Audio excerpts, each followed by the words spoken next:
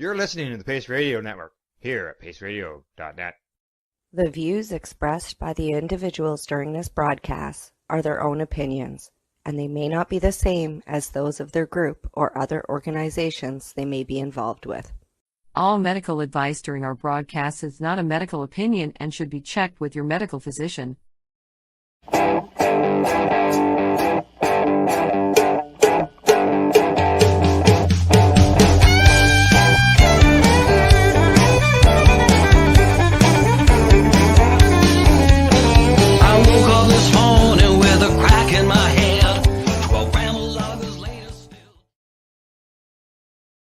Good evening, everyone, and welcome to the Pace Radio Show. We're live here at paceradio.net. And I'm Al Graham, and normally joining me at this time would be Tamara Cartwright, but Tamara is off tonight. She is picking up her daughters and is still in transit of all that. So she's presently not here, and who knows, she may join in during the broadcast. But other than that, I've still got ourselves a guest here tonight. Very informative guest, very interesting guest, and someone who's been involved in the cannabis community for generations. That's what I'm going to say, generations. All right. Well, at this time, as I mentioned, Tamara's not here right now. She may join in. So I'm just going to go straight into our guest tonight, who is Lelehnia DuBois. She's the founder and director of Humboldt Grace, located in California. But instead of me telling you all about herself, I'm just going to have her do it herself. So at this time, we'd like to welcome Lelehnia DuBois to the Pace Radio Show. Hello, Lele. How you doing? Hey, Al. Nice to see you again. Yes, nice to talk to your audience again. And actually, you're a past guest on the show, and that I believe that was like 2020. So it's been a few years. With you and Julie. I've got her correct. picture in honor of it. Oh, there you go. Yes, Julie Curello was a joint host. She had you on as a guest. And we've come cross paths in other ways recently. And I said, hey, I believe you've been on my show before. Let's get together again. So it's good to be able to get caught up, find out what you've been doing, and we'll go from there. Go into as your information says there in front of you, your second generation cannabis community leader. So that's going to be some interesting conversation. I want to be able to dig into that some, but just for now, let's so people have an idea who you are. If you're a patient. You can let us know what you're using cannabis for, maybe the way that you like to consume it the best, how it helps you out. And then, maybe if you've got a podcast that you do yourself, let us know that you do the podcast as well. Some general information. Okay. Well, where do I start? Well, I've been around this plant my whole life for as long as I can remember. I was a part of a counterculture community out of San Diego. We started things like the first People's Food Cooperative in the United States.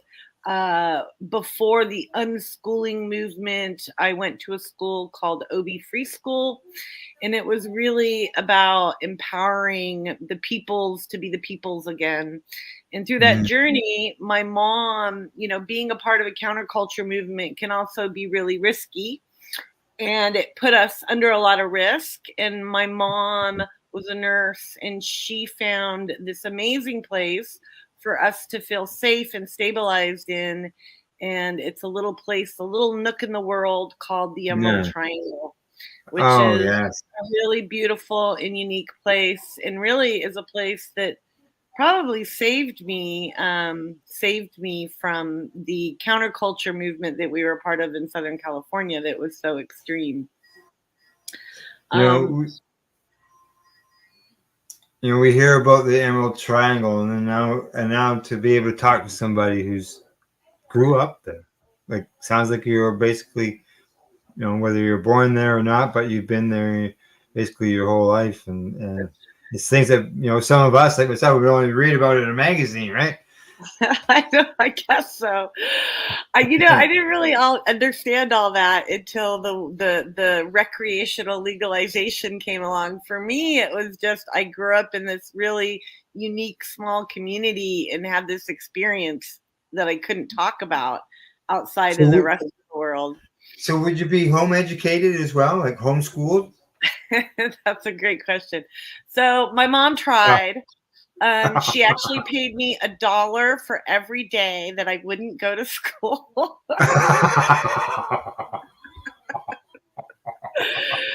And I loved school. I wanted to be so straight. My mom was like so counterculture that I wanted to be really straight. And I love school. My class had 8 people in it. My teacher was really like my best friend. She still is. I get to see her all the time. And I'm 53 and we moved into the area when I was 7. So it was a really special place for me. It really helped.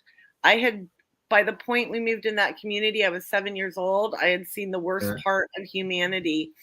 And moving into a rural community like that really helped me learn what the word community was. And I got my mom was a total hippie, counterculturist.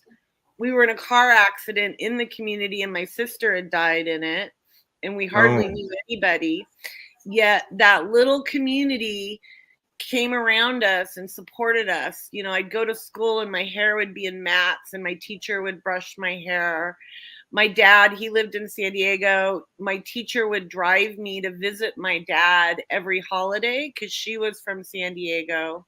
The loggers would bring us food when we were recovering.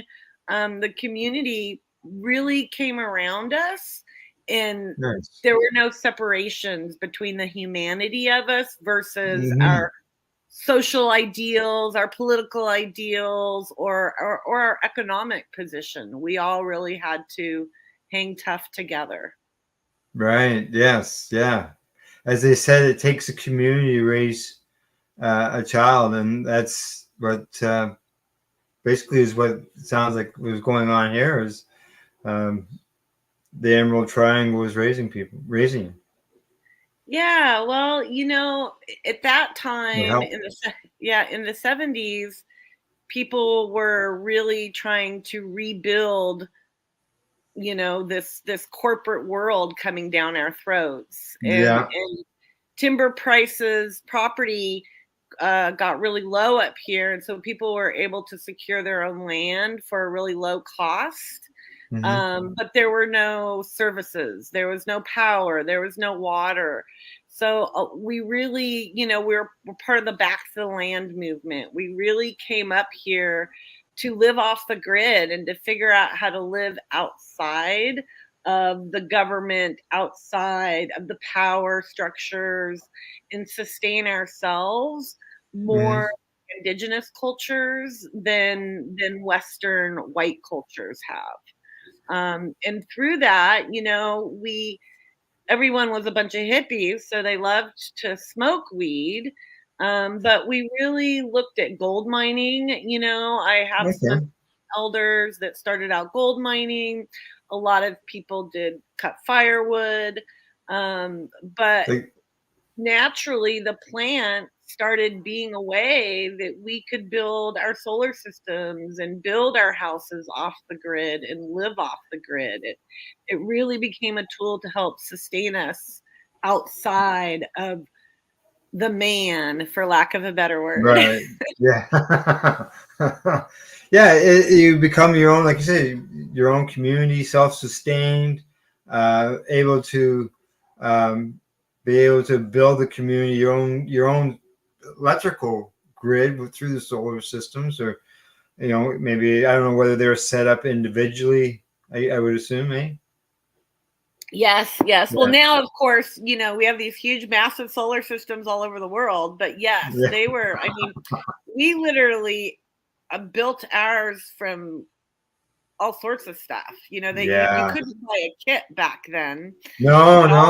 Like now you just go to a store. You can go to a solar store or your local department store almost and buy panels. Yeah. Right. Depends on how big you extravagant you go, for sure. Right. One of the things, though, I want to make clear about these communities, I mean, a lot of people think, oh, these communes and you're all isolated and, you know, you kind of build your own little world with like-minded ideals. I think what's a little different about the Emerald Triangle, especially the region that I grew up in, is that we were so isolated and we lived in such rugged terrains that loggers, the sheriffs, the pot growers, the teachers, we all had to respect each other and work together to survive through the winters and things like that. So it was a really diverse community in a lot of ways too, that really had to cooperate with each other in order to live there. Well, And still you know, do. like people like Humboldt, California, everybody thinks warm weather. No, I'm in Humboldt right now. You got a coat on. Yeah, I mean, I know it's not as cold as it probably is in Canada, but I have a lot of health issues. One of the reasons I love the plant so much, and I live on the coast, and even though we get amazing terpene profiles, it's very damp and cold. Today here was actually a nice day. Somewhere around about 68 degrees Fahrenheit. I still talk in Fahrenheit and miles. I don't always talk in Celsius or in kilometers. Right. So, yeah, I was like 68 degrees here, but I know that last weekend, within an hour's drive of me, they had snow. Oh, wow. So, yeah. I saw some pictures online. I went, wow, that's getting close. But today was it was a nice day. And we're supposed to have another, another day around that same temperature tomorrow. So nice. Well, it was like that part of the day here, but we've had some -5 nights, just so you know as well. So okay, but, that doesn't happen where I live. Doesn't it? Oh, wow. What's cold then? 40 degrees is pretty freaking cold here. 40. So that would be here for those who use Celsius, that's about 8. 8, 7, 8, somewhere around there. No, yeah, in the spring, that's a nice day. Like I said, it's probably nothing compared to the extremes that you guys all have to deal with up there. All right. Let's get into what you're doing right now, and then I want to get into some past stuff. And you're a patient as well, so we'll get into your patient story throughout the night. I always like sharing patient stories when possible because I believe that patient stories help educate others. Right on. I like telling my patient story too because it's actually how I fell in love with the plant. Yeah, and a lot of people do, and people end up being accidental advocates because of maybe their daughter or young son are dealing with epilepsy, and next thing you know, their child is using cannabis in order to deal with it. So yeah, them just like you and me and others, like medical benefits, and you go through them. You got to tell everybody. You want to tell everybody, it's and it educates other people. Right. Yeah. Right. Okay, let's get into the Humboldt Grace. Let us know what that's all about. What got that started? What's it involve? And just so you know, I've got it here on the share screen. Sure. Well, really, it comes from my childhood experience of what living in this community, growing up in this lifestyle, what my culture taught me, which is really that the most core values you should live by in life are love and grace. I believe that's what the plant teaches. When you act in love, you act in kindness, You know, when you respond in grace, you amend, you don't react, you process, you know, you take time, you consider. And as we were progressing through legalization, you know, there was a lot of tax me, let's get business going, but there wasn't a lot being voiced around the core foundations that have allowed this plant to thrive in my community for generations. You know, if we were cutthroat about the money with each other, if we didn't treat each other right, like, you didn't last very long. You had to have respect. Yes, correct. You know? And I started out in the legalization conversation as chair and president of a local organization called California Cannabis Voice Humboldt. And as the chair and president of that, I helped lead many farmers out of the trees, the woods, the hills, into legalization. And through that process, it went right and I went left, is a great way to say it. And I saw the lack of these values being incorporated. I saw the lack of human rights issues being incorporated. And I saw our policies really being designed around the weight of the flower, when my culture taught me, and my illnesses taught me, and I was an indoor vertical grower primarily, taught me, is that we needed to start with the seed. That the structures of these plants and the medicines that these plants create and how they're created are so important to stabilizing the future and really building a smart industry around it. And that we were in California and in most of the states, we're just throwing flowers out the door without really understanding what they did, and what they were going to do for those consumers, those end consumers, and those product developers. So Humboldt Grace really became a way for me to start educating on those core values and bringing people together. Outside of my own personal leadership, I was leading a women's organization at the time, or I was helping lead a women's organization at the time called Women Empowered in Cannabis. And we had over 12,000 women. Actually, we still do. It's still an amazing organization that I'm still a part of. And I wanted a way to teach these values, not through my own face or through my own name, but as a whole, to be of the community voice, not just my voice, to be able to be more inclusive around the conversation. And so it became a way for me to do that. I started using it in many different projects. Not all of them succeeded, and I took a long road to get there. I launched a magazine during that time. I processed 4 cannabis permits in my community.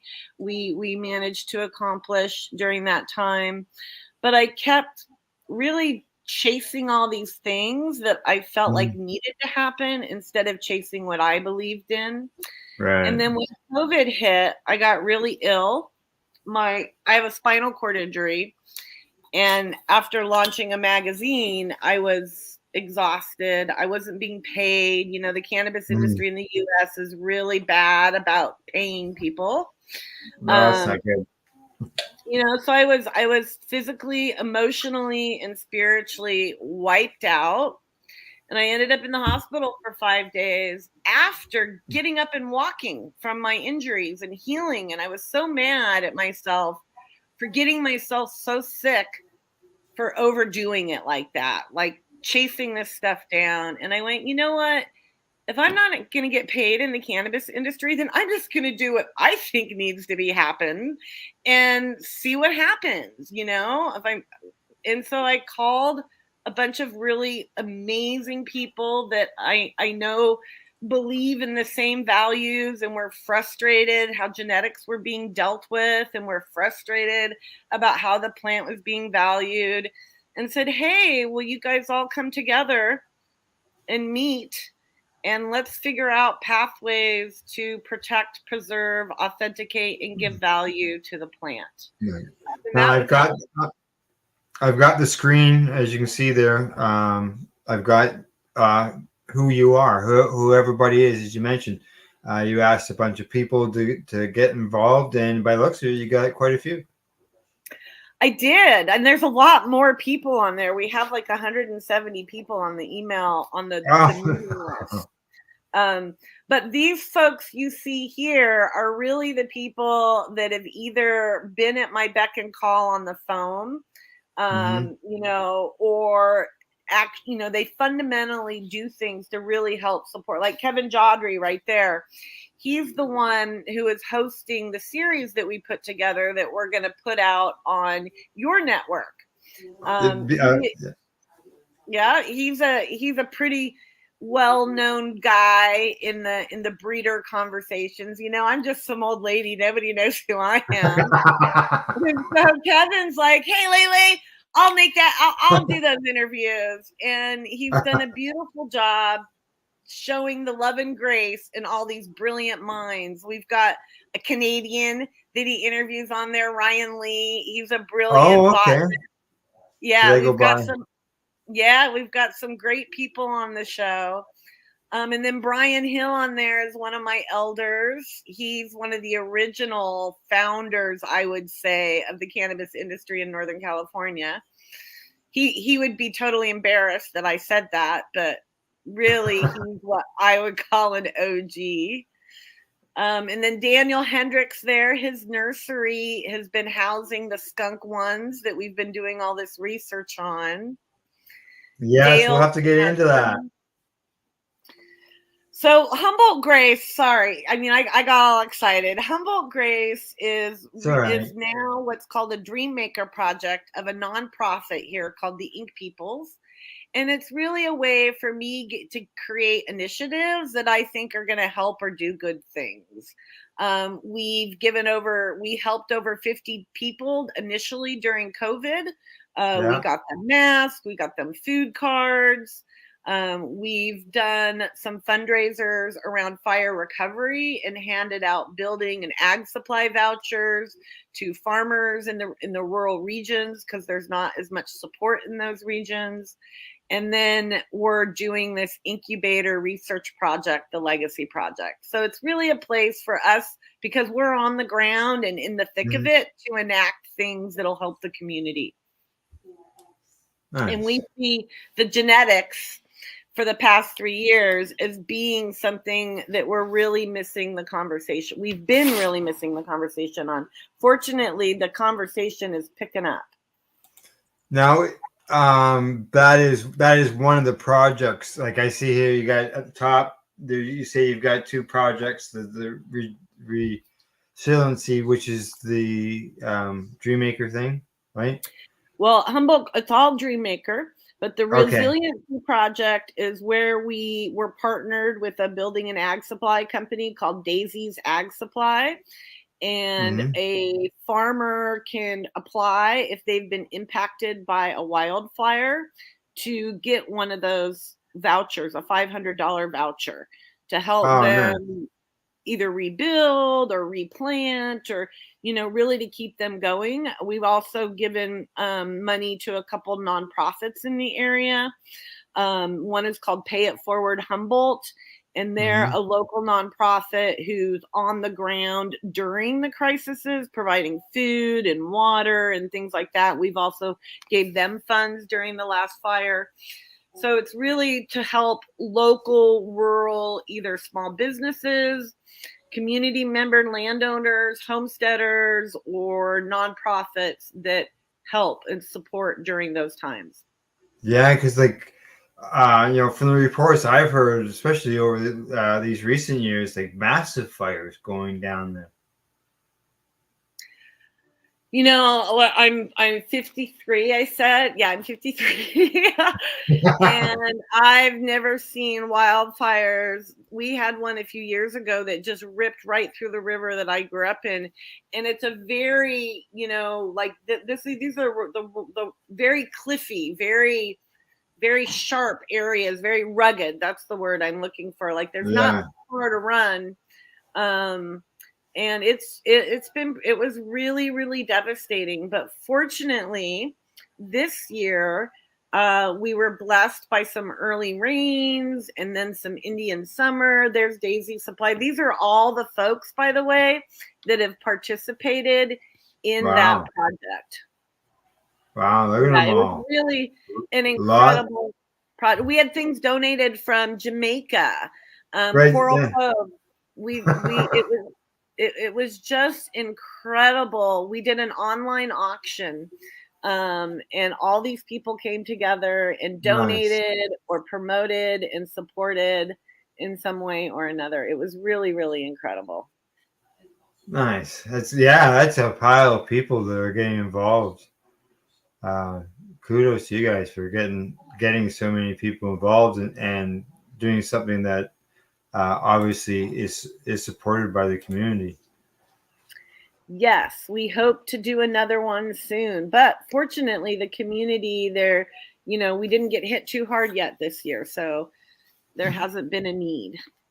Well, yeah. Well, that's good when you look at it that way. That there hasn't been a need because it hasn't been that a massive destruction or whatever, big fire to do that.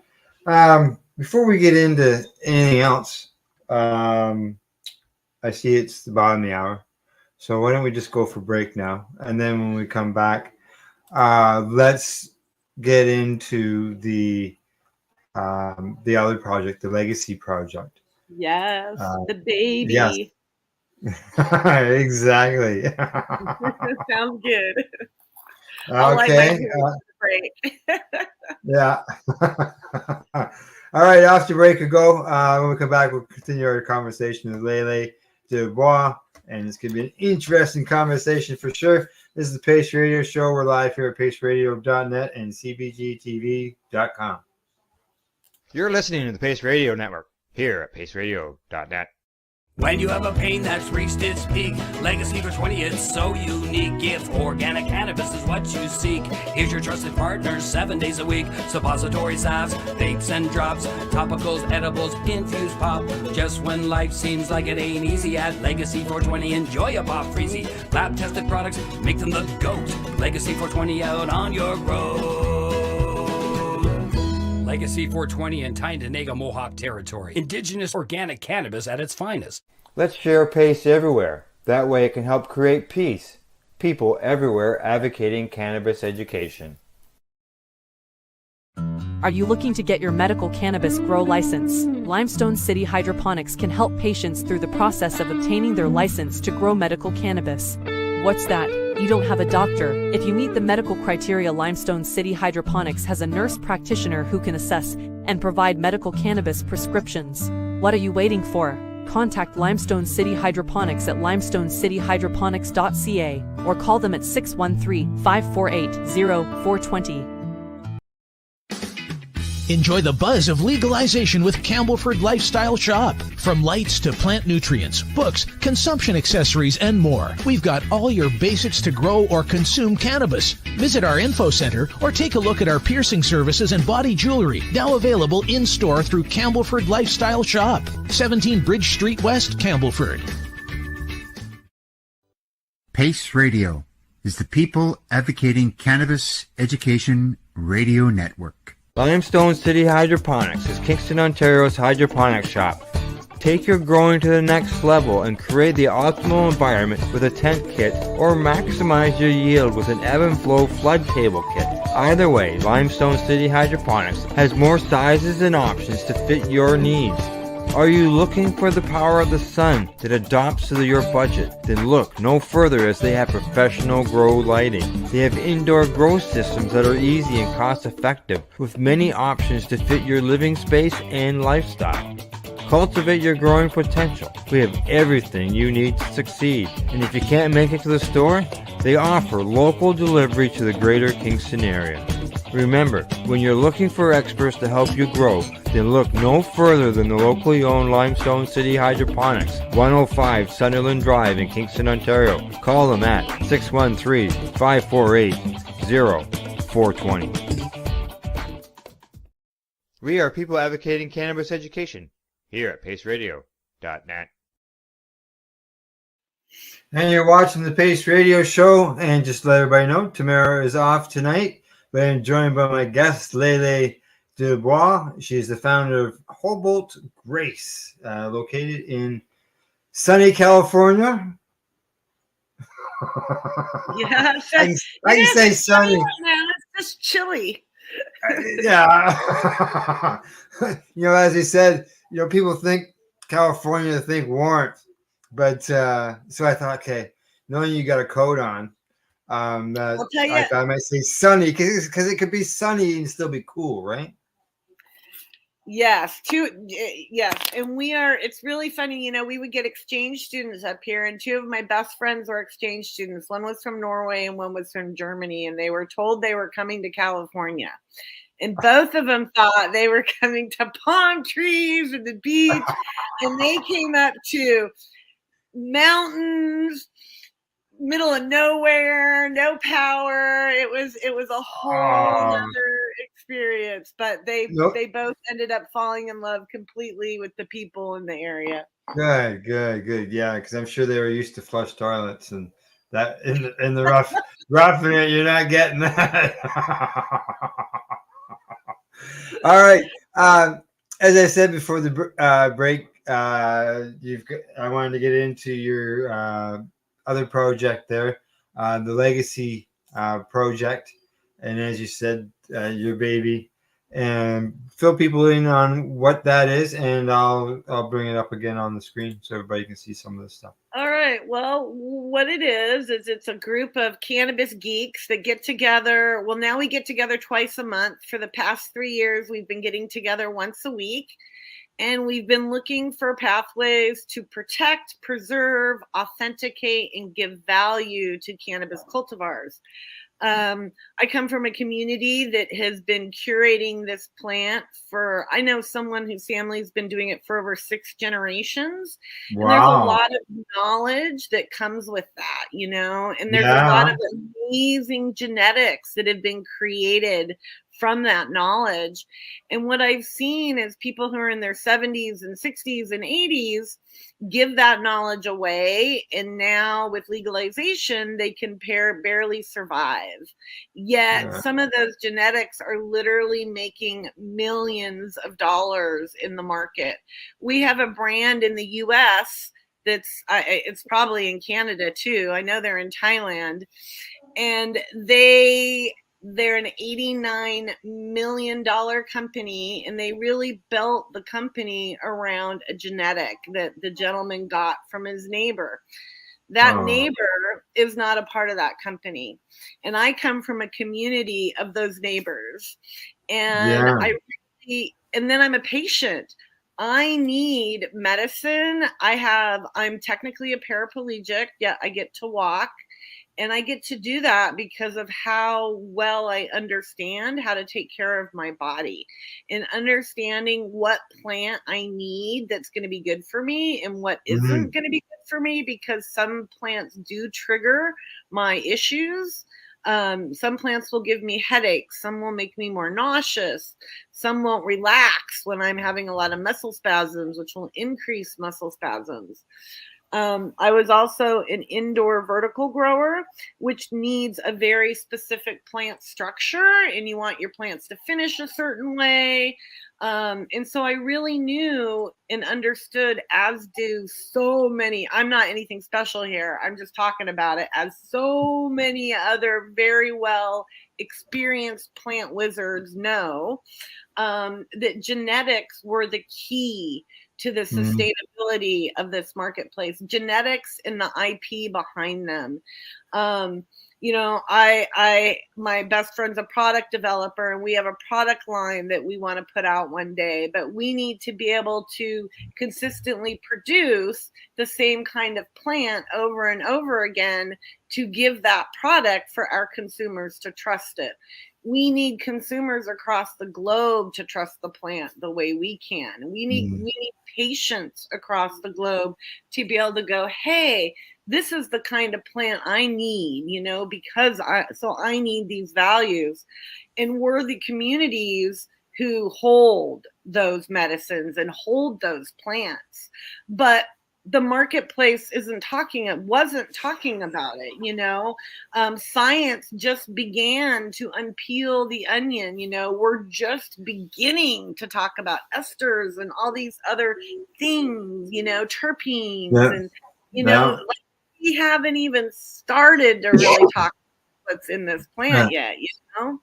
I have a friend that even a name of a strain to him wasn't important, but obviously some names help you, because some names can help you genetically track the plant or kind of give you an idea of what they do, but it's so like not consistent that's hard. You can't like go by that, right?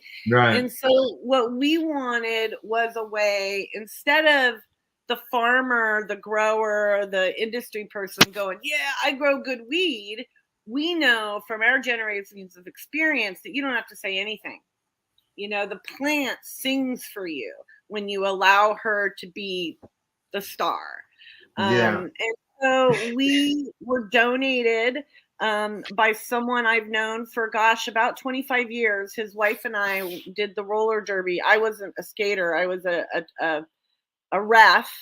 But we did the roller derby together. I've known him for about 25 years, and he donated 2 skunk ones that we were allowed to go and take and see if we could not protect them in a way that was accessible for the small farmer, because our small farmers are not rich out here. It mentions here that you you got them donated by Marty Yip and Hendricks Farm. No, Marty Yip and Hendricks Farm. Hendricks Farm is the licensed nursery that it's under.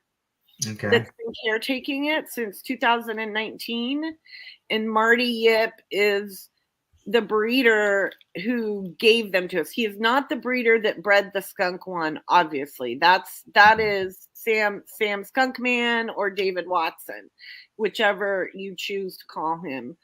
He prefers to be called David Watson when you're talking about science, and Sam Skunkman when you're talking about culture. So we're talking about a little bit of both. Yeah.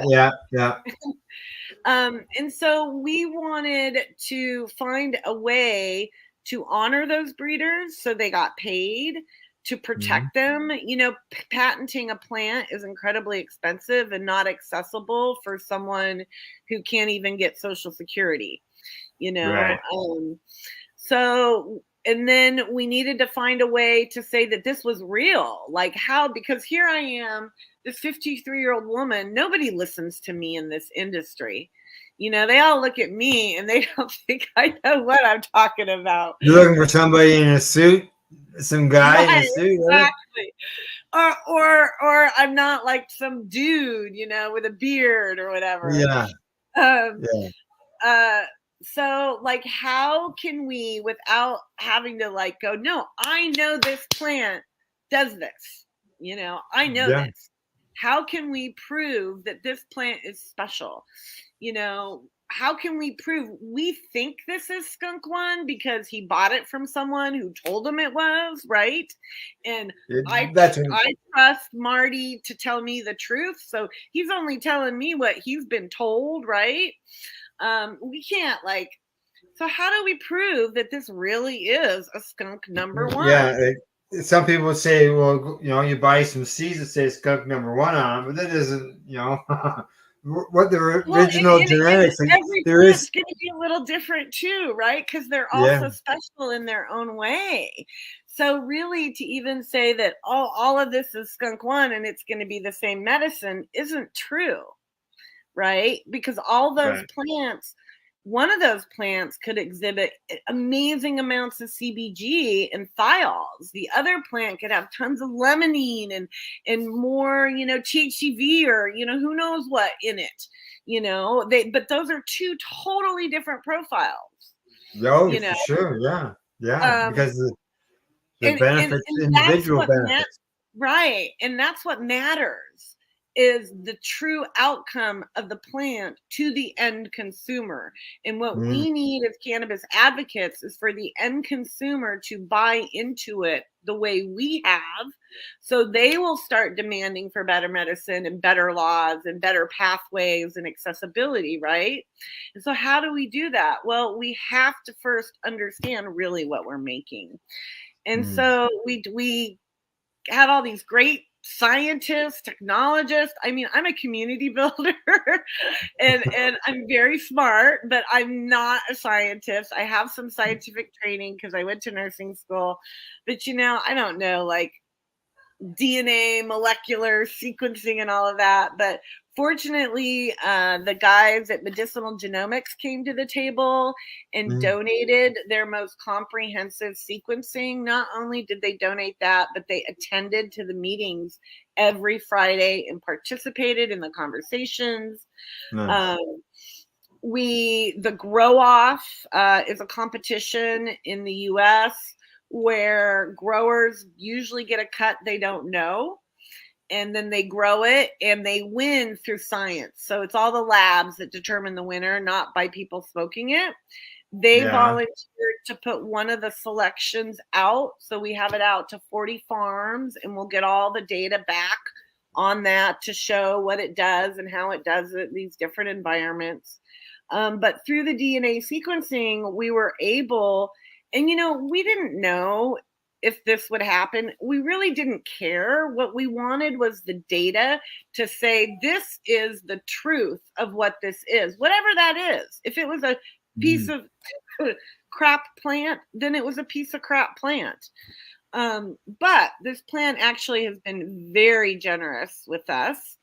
And through the DNA sequencing, we've discovered and been able to scientifically show that she is from the lineage of David Watson's skunk number 1, that he did sell to GW Pharmaceuticals. That all is no longer void. So it's an open domain and we can play with it as we wish. But we can prove that. And then we also found through one of the selections that there is a rare allele that had been yet to be identified. And that allele has 6 very unique heterozygotes variants. Now, what all that means exactly is, I wish I had Daniel or one of the more people to explain that to you. But what I can say is what it means is that the plants that we were able to cross-reference and that Medicinal Genomics have sequenced, that these traits have yet to be seen. And what we don't know is what those traits do. We don't know why they're there. We don't know anything about those traits. But we know that this plant is very unique compared to what has already been looked at. Very few plants have been looked at this extensively. But what it does is it really helps us do what we're trying to do with the project, which is find ways to protect, authenticate, and give value to these plants. And so automatically it shows that this plant is more unique than the other plant, right? Yeah. So all of a sudden you have 2 different values right there.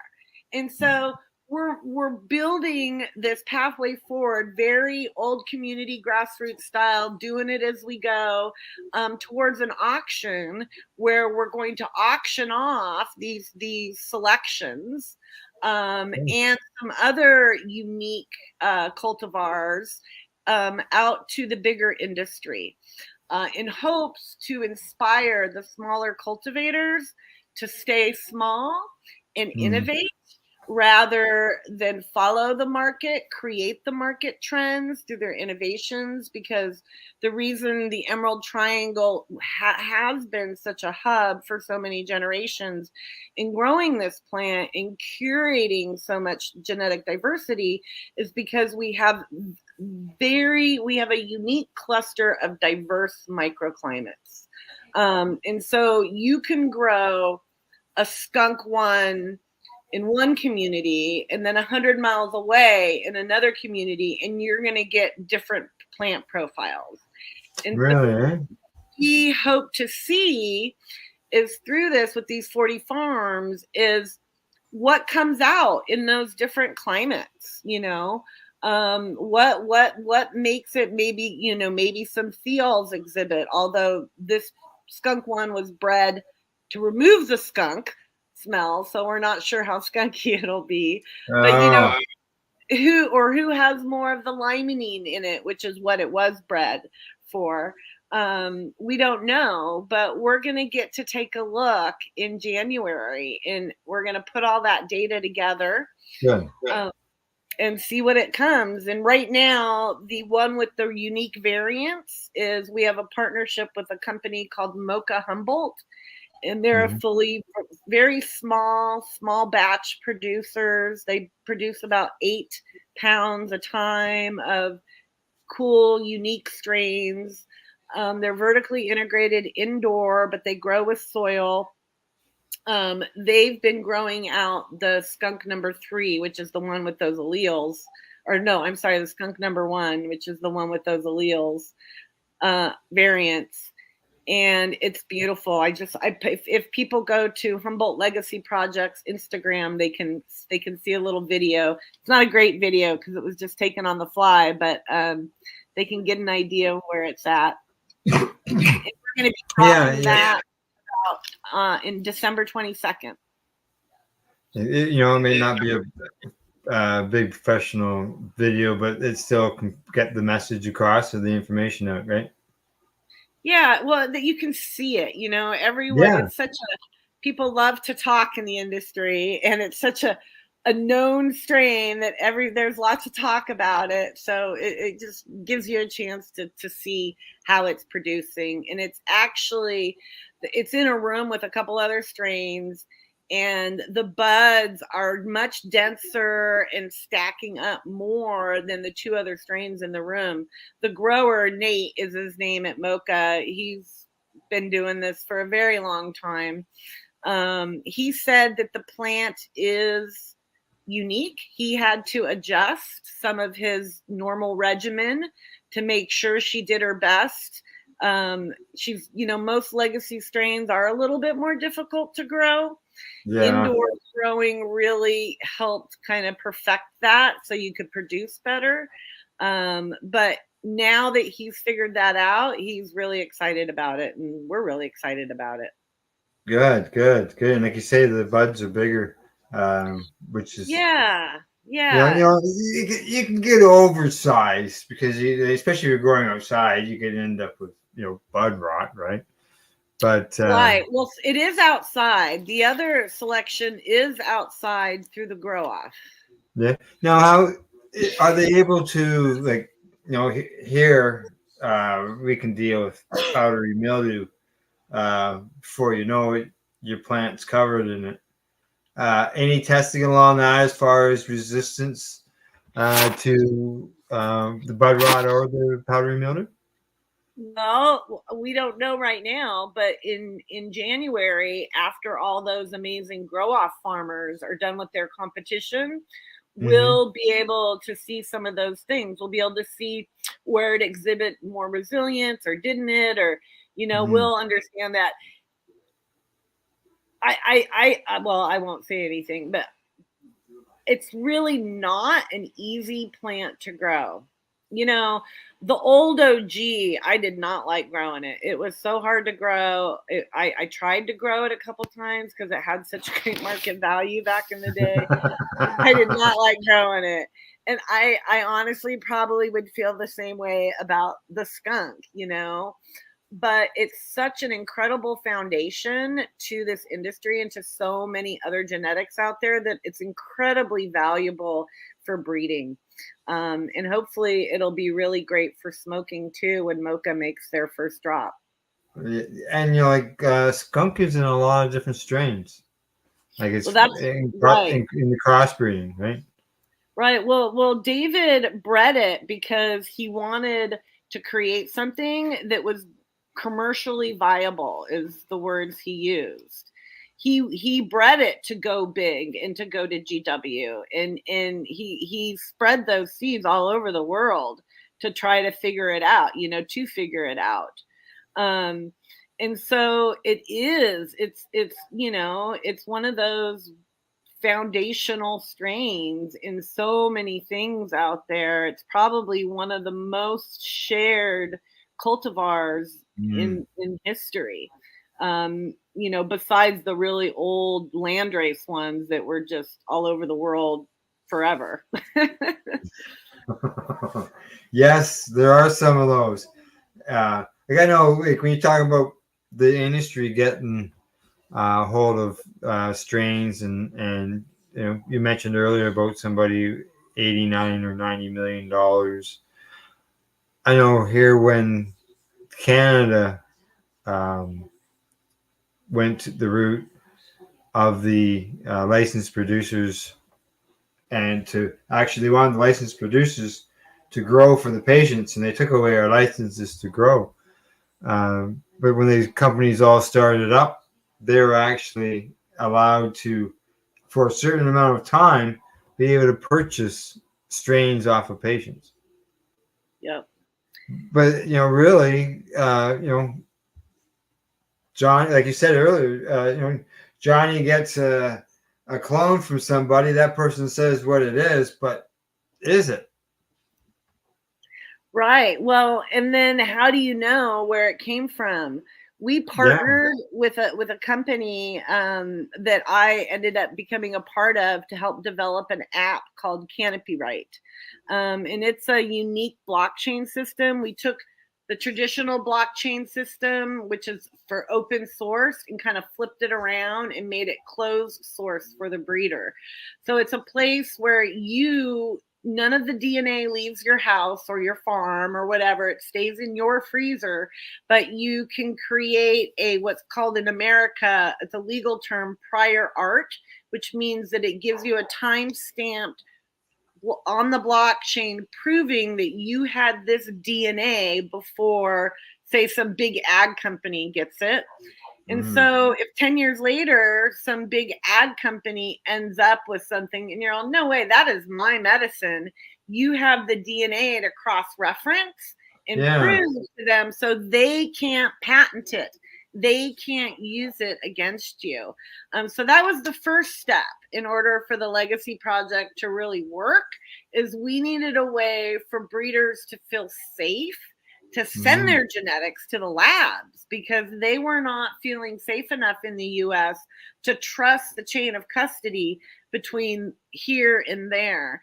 And now with this blockchain system that we created called Canopy Right, there's a tool, and it's free to breeders to protect themselves like this, to create that chain of custody so they can start working with it outside of their own little circle.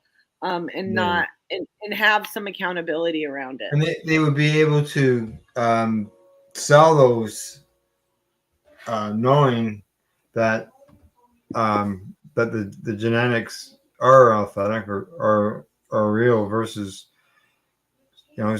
just because you can go to a seed bank, and the seed bank will have its own line of seeds, but they get their seeds in bulk and then they put them all in the packages. And I've seen where I've had a White Widow indica and a White Widow sativa.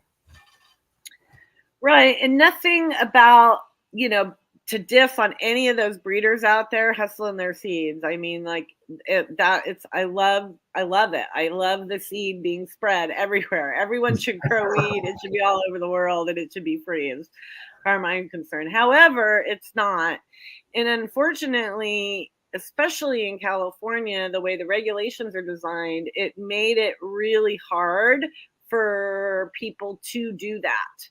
And it made it really expensive. Fortunately, in other states across the U.S., they've put in better laws around their genetics, and they are able to sell those genetics across state lines. Here locally, it all has to be done through Metric, the track and trace system that the state has put in place around cannabis. Right. Okay. So you can do some interstate stuff? Not yet. The Canopy Right has a Canopy Right 2.0 that we're funding for right now. And that 2.0 is actually smart contracts for licensing agreements. Okay. So it's ready for that. And that's where the company will make money, because on those licensing agreements, just like a lawyer, they charge you a little bit for a service fee. Right. And so, but right now we needed, because this industry is moving fast and things are disappearing, and we're not, people are walking away from their licenses and losing their genetic libraries. And like, we felt something needed to happen now, not tomorrow. And Right. so Canopy Right got the protection part of the system in place and working so that breeders could start using that immediately. And then if they ever get to the point of interstate commerce, then you'll be ready for that, because as you mentioned, you got the 2.0. It's all there to go. It's just, come on, federal government, right? Right. Let's figure this conversation out. I don't know. Our federal government in the U.S. has a lot of conversations to figure out. They have problems just figuring out a speaker. Never mind. All right. I see it's the top of the hour. That means it's time for us to take a break. All right. And All right. We'll continue this conversation. And I want to get into your patient story as well in the last segment of the show. So we'll talk to everybody on the side. You're watching and listening to the Pace Radio Show. We're live here at paceradio.net. You're listening to the Pace Radio Network here at paceradio.net. When you think of the number of unique products developed in the fields, kitchens, and labs at Legacy 420, it's hard to think that one stands out above the rest. But tell that to the thousands of people who have tried this amazing breakthrough product. This is our Sacred Salve. This is actually our extra strength. It comes in 5 different strengths. It's all natural, all organic. It typically works within 10 to 15 minutes of putting it on. It's good for arthritis, it's good for inflammation, any kind of pain. We're very proud of it. Sacred Salve, so easy to apply, along with soothing relief. To select a strength that's right for you, come in and talk to your trusted partner. Legacy 420 out on your road.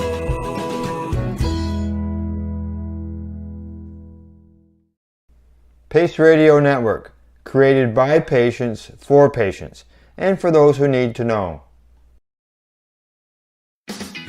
Enjoy the buzz of legalization with Campbellford Lifestyle Shop. From lights to plant nutrients, books, consumption accessories, and more, we've got all your basics to grow or consume cannabis. Visit our info center or take a look at our piercing services and body jewelry, now available in-store through Campbellford Lifestyle Shop, 17 Bridge Street West, Campbellford.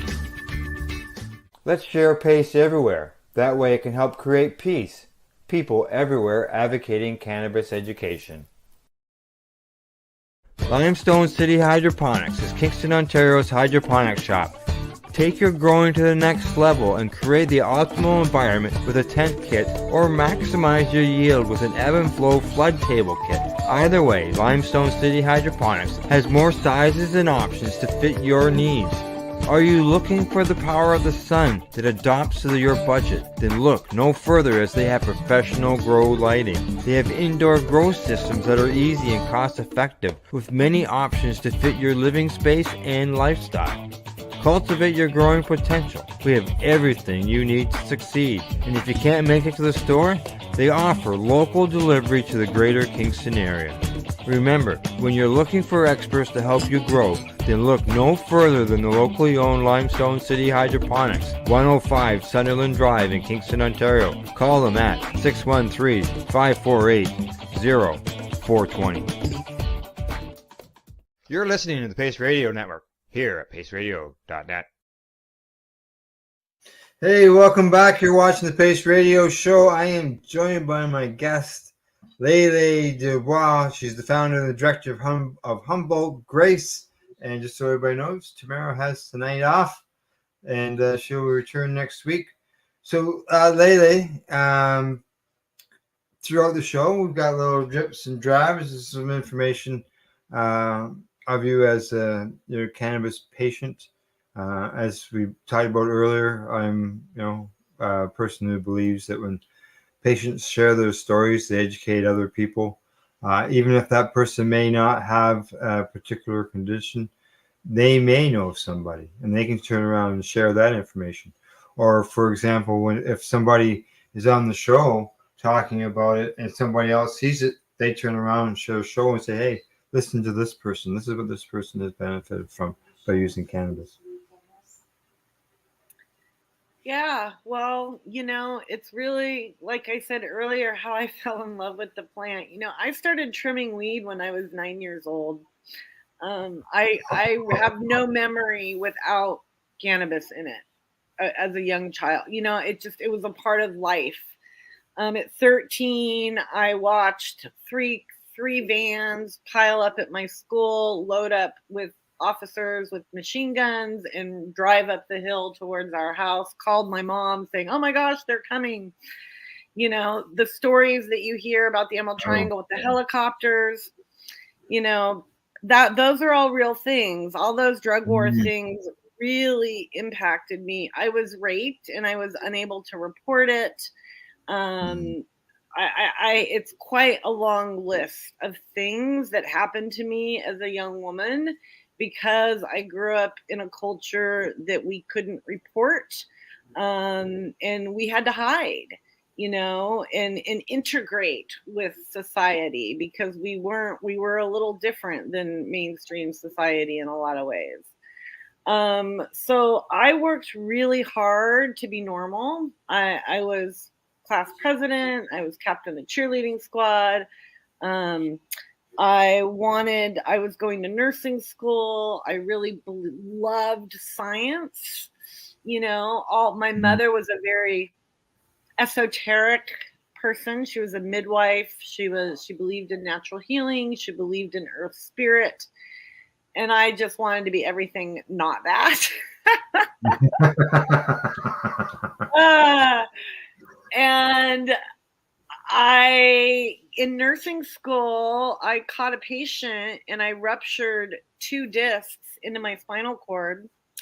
And You caught a patient? What do you mean you caught a patient? They were falling and I caught them. Yeah, well, that's what I was going to get to. They were actually falling like out of the bed or something? Right, Okay. exactly. Okay. And those vertebrae disintegrated and shattered, and that bone fragment frayed my spinal cord like a rope. And it also caused my L4 vertebrae and my L3 vertebrae to disintegrate, causing my L5 to collapse onto my S1. Oh, shit. So my spine was going like this. My pelvis was going like this. It was excruciating for many years. But the first 8 months of those years, I really thought that Western medicine was going to save me. I thought the doctors were like God, I really believed in it. And in the 8th month, I ended up in a coma because they really did not know what the fuck to do with me and made a lot of assumptions. And in that coma, I had this experience that really told me that I needed to listen to my mom, and I needed to listen to my heart, and that all these feelings that I feel, I needed to start tuning into that and not ignoring it. And I came out knowing that I had to go a more spiritual path of healing than the scientific path. And in that same time period in the hospital, my little sisters came, and just because they grew up totally in weed, they didn't have the struggle that I had really. They also are younger and didn't have the same negative impacts that I had. They grew up in a more loose time. Weed was more accepted. It wasn't cool all the time, but it was a little different. So I really, so they said, will you please start using marijuana? And I did. I started using it. I was surrounded by it. I was, and it didn't really help with my pain or stuff at first, but what it really helped with my state of mind. At the same time, I was really working really hard to meditate. And I was in so much pain that I would like see blood coming out of the walls. It was like I can't even, the pain I was in was excruciating. They had me on so many drugs, which is what I was allergic to some of the drugs they were giving me, which put me in a coma. And they give you pills to counteract other pills on top of all that. Oh gosh, it was just horrible. I know. So that started me really tapping in and tuning into myself spiritually and learning how to heal all. I was sexually molested from as long as I can remember. I have scars on my legs from the molester burning me. You know, and I have I'm a part of a group of kids. I've really seen the worst of humanity. Wow. And so I knew that in order to heal, I had to heal those things within myself. And I had to start really finding the peace that my mom had found through her path. And it cannabis helped me open up to that. It helped me open up to loving myself and starting to see my own beauty, because I thought I was the ugliest, most grossest. When a young woman has all her power taken away before she's even really 5, you don't feel very pretty or powerful. And so the plant really helped me start that process.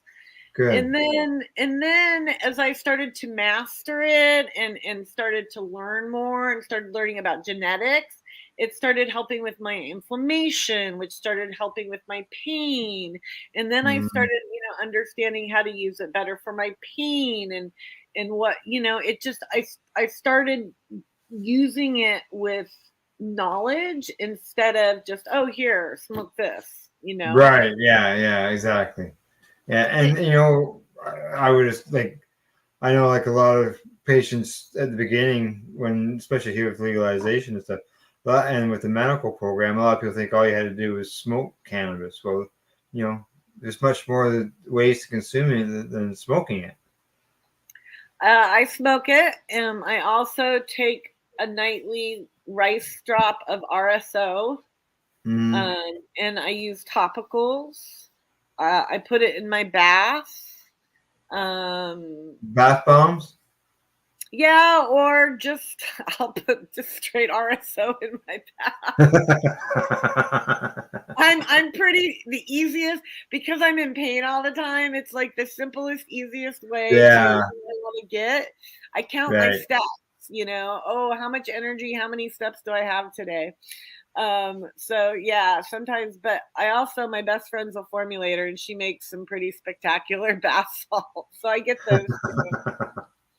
But yeah, I really think, there's so many ways to use the plant. It's its own it's its own world of pharmacopoeia. It really is. Yeah, I really think it's on the woo-woo side, I like to say that she is like an angel for Earth's message. She's here to teach us Earth's message, and we're her interpreters. That as advocates for this plant and as people who benefit from this plant, we have a responsibility to interpret her truth, not traffic her out. And it's okay. But I think that when we honor her with that, through that benefit, we end up in much better places. Yeah. unfortunately, there's some that don't look at the health benefit, and they look at the money. And there's a meme that I saw there today where it had a picture of a lady, an older lady, looking at a plant and says, "I'm waiting to heal," And then another picture beside it is somebody who's standing there like waiting for the money to come off of it. It was well, I'll tell you something. I've been around her my whole life, like I said, and she does bring you that abundance if that's what you need and what fills your heart. But if you don't respect it, respect is like such an important thing, I think, in life. If you don't respect it, like if she smacks you, she is a very karmic tool. If you don't want to look at your karma, like keep back, because she is, and I know that with every cell of my being, because I've experienced it. Yeah, exactly. So I have hope. I have hope that she's gonna help the world out a little more. Yeah. Like you mentioned that you found the other benefits from it. Wasn't so much for the pain end of things. Did you? I gotta assume that you must have been on some type of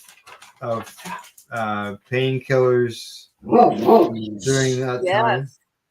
I was on so I have tried every legal pharmaceutical, narcotic drug, muscle relaxer drug, sleep drug. I mean, I'm sure there's some new ones I haven't tried because it's been a few years, but it's been like 18 years.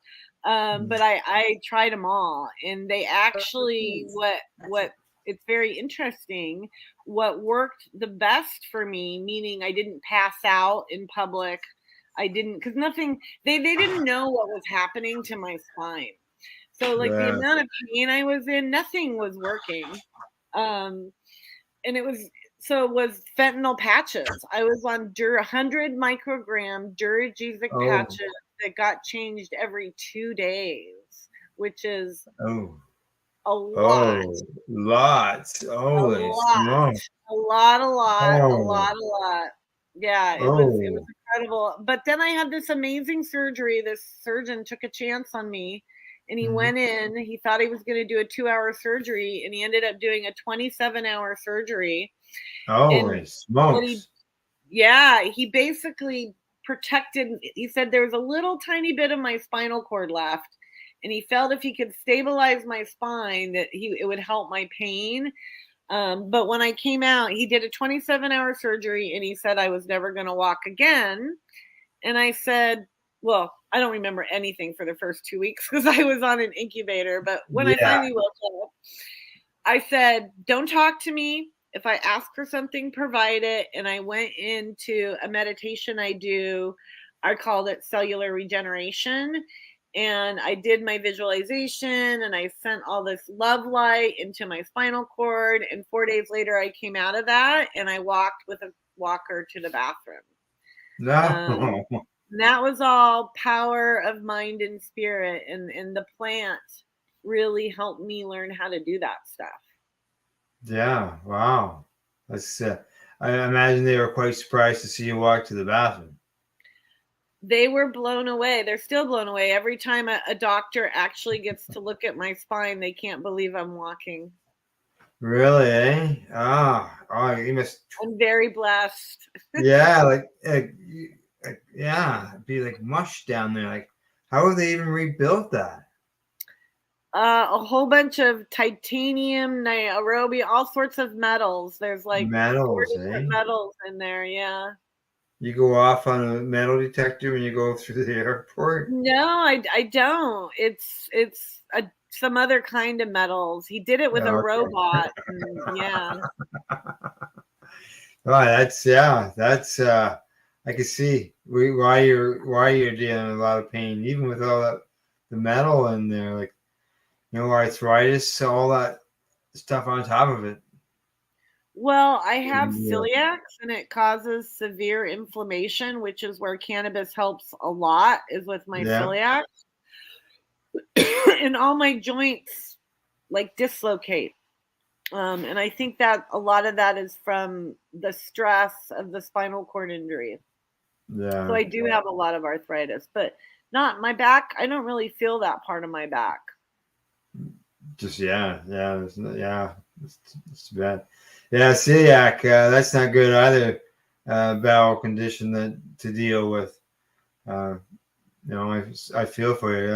With me with the Crohn's, and you know, I got some news recently on it. But it's, you know, diet, trying to control all that. Right, and this world is so stressful, and food can be so toxic. It's a challenge. Yeah. Oh yeah. Yeah. Like I know when you think you're getting something that is safe to eat, but unfortunately you don't find out that it wasn't until it's too late. Right. Yeah. Fears of eating sometimes. It's never any good. All right. Let's see. What else have I got on here? We've touched on the patient story. We've touched on the fact that you're second generation cannabis. Oh, okay. Oh, hi, baby. I'm going to turn on my light here real quick, Al. All right, you go ahead and do that. We've talked about your projects. We've talked about the vertical growing. Now, your meetings and stuff like that. Any public education involved in that? We got about 5 minutes left, so then we'll be done. So yes, well, we're partnering with you on that. We've also partnered with the U.S. Weed Channel on that, and we're going to be getting episodes up on our YouTube. Nice. But we've been filming a series that we're calling Humboldt Legacy Project with host Kevin Jodry. And we've interviewed folks like Jerry Whitting, who created the original cannabis breeders' rights, Ryan Lee, who you might know. He helped, he worked with David Watson and helped catalog a lot of his collection. He's a plant botanist. He's made some amazing cultivars that are out there in the world. You can see his work on breeding cannabis on Instagram. Daniel Hendricks, who's also been in Humboldt County for his whole life. Another guy, Joshua Stroud, who's a second generation breeder cultivator as well, out of Oregon. Just a lot of interesting folks. Nathan Johnson, he's a DNA scientist. Usama Baghdad, he's a plant geneticist from Morocco who has like a 20th century legacy. He is. I really, he blows my. He goes, "We're the original Emerald Triangle," you know, and he is like taking the plant apart and doing all these crazy things. So it's just really an amazing group. All the people that have come to the table, a lot of the people, not all of the people, but a lot of the people who've brought their resources to the table to make this project possible to where it's gotten so far. Because all of this, Al, I am a single disabled mom. All of this has been done on the resources of what we have to bring to the table. It's the potluck project. You know, we've all shared, in the cannabis industry, people are not sharing, you know, and we're too small to not share. We're not going to build a healthy industry if we don't integrate and educate with each other. And this project is a perfect example of what a community can do together when they really work together and put their resources towards something. And it really, I'm so proud because I feel so honored to get to have worked with all these amazing people that came to the table with a lot of heart. Yeah, well, there's quite the list that you got there on the website, all the people that are involved in all this. So, I'd say we're close to the end here. Shout out time. person, Oh, yes. place, So we're going to thing. be airing that soon, right? Yeah. That'll all go out. You and I still got some talking to do. Okay. Not much, but there's a little bit to go. It's going to be very interesting to watch. There's no doubt about that, especially these projects. So, yeah. Website? www.humboldtgrace.org. All right. You're on social medias? Yes, we have Humboldt Grace on Instagram and the Humboldt Grace Legacy Project on Instagram. And then on Facebook, we're Humboldt Grace. And then we have, and this is where I communicate and share what we're doing the most. Like everyone gets the early pictures, and it's called Humboldt Grace, a community gathering place. It's a group on Facebook that anyone who wants to come to the table with their core values, love and grace, please join the group. All right. And say the group's name again? Humboldt Grace, a community gathering place on Facebook. Yeah, I think I'm in that group. Right on. I think so. I think I'm on that. All right. Okay. Other than that, just let everybody know that we're on our way out, and that you can find the Pace Radio Show again next week. We'll be live with a guest by the name of Sean Pauly, I believe. Pauly is by the looks of the way. It's that name thing we discussed before the show. You know, we have problems with names, right? He's the CEO of a company to come on and talk about what he's doing these days to help patients. But other than that, you can find us on Twitter. We're on Facebook. You'll find us on the web, paceradio.net. Thank yous go out to our sponsors, the friendly folks at legacy420.com, the Campbellford Lifestyle Shop, as well as Limestone City Hydroponics.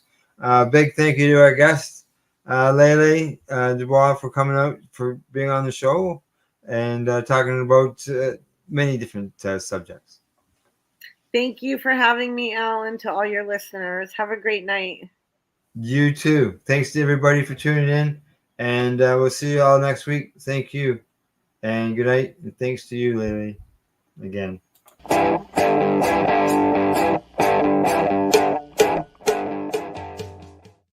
The views expressed by the individuals during this broadcast are their own opinions, and they may not be the same as those of their group or other organizations they may be involved with. You're listening to the Pace Radio Network here at paceradio.net.